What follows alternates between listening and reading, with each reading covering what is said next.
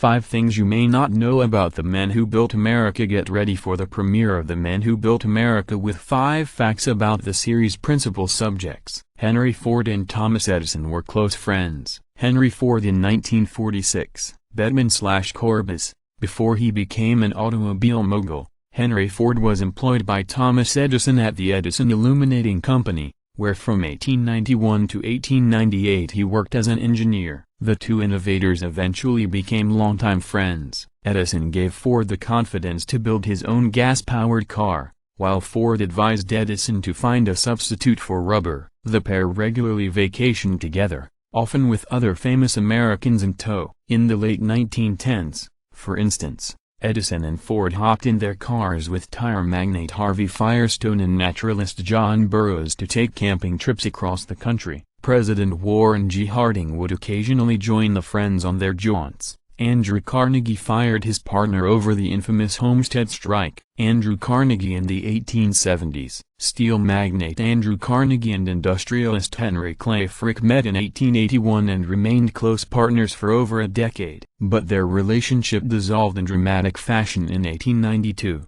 when Carnegie left Frick in charge of handling a labor strike at his steel plant in Homestead, Pennsylvania. An anti-unionist, Frick hired security guards from the Pinkerton National Detective Agency, setting the scene for a violent confrontation that killed 14 people. His reputation damaged as a result of the controversial clash, Carnegie ousted Frick from his company. Later in life, he reportedly sent Frick a note suggesting that the two men put aside their differences. Frick gave a cutting response to Carnegie's personal secretary, who had delivered the letter. "Oh, tell him you'll see him in hell, where we are both going." J.P. Morgan played solitaire while attempting to quell the Panic of 1907. Portrait of J.P. Morgan, FPG, when he wasn't investing in corporations, steering the United States out of financial crises and collecting art.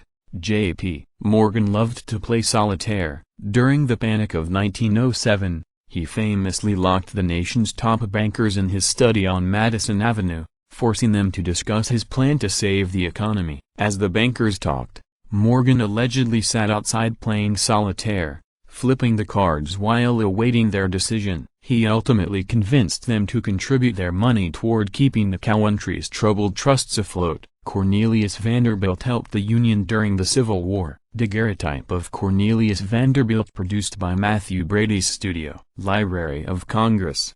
Long before Cornelius Vanderbilt became known for his railroad empire, he was a major player in the steamships industry. After the Civil War broke out, he offered his largest and fastest ship, the Vanderbilt, to the Union Navy.